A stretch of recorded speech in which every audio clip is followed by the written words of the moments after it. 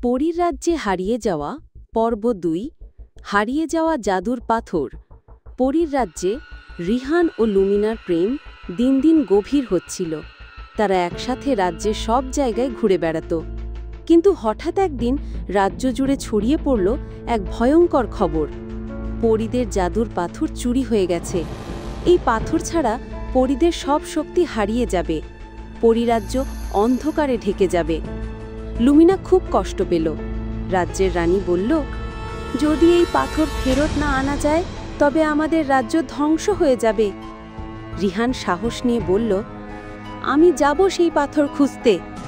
কিন্তু রানী সতর্ক করলেন, তুমি মানুষ, এই পথে অনেক বিপদ, অশুভ আত্মা, কালো জাদু, জঙ্গলের রহস্য সবকিছুর মুখোমুখি হতে হবে।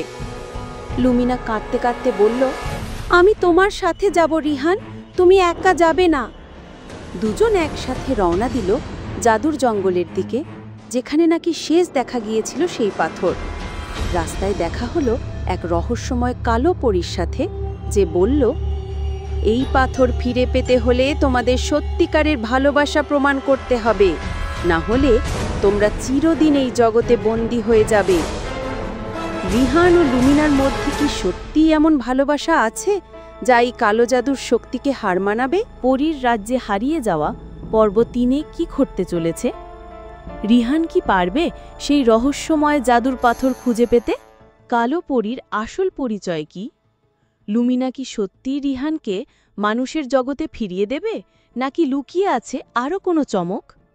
সব জানার জন্য দেখে ফেলো পরীর রাজ্যে হারিয়ে যাওয়া পর্ব ৩। যদি গল্প ভালো লাগে তাহলে ভিডিওটিতে একটা লাইক দাও, চ্যানেলটি সাবস্ক্রাইব করো আর পাশে থাকা বেল আইকনটি টিপে রাখো, যাতে পরবর্তী পর্বের নোটিফিকেশন সবার আগে তোমার কাছে পৌঁছে যায়। ততক্ষণ পর্যন্ত সবাই ভালো থেকো, সুস্থ থেকো। ধন্যবাদ।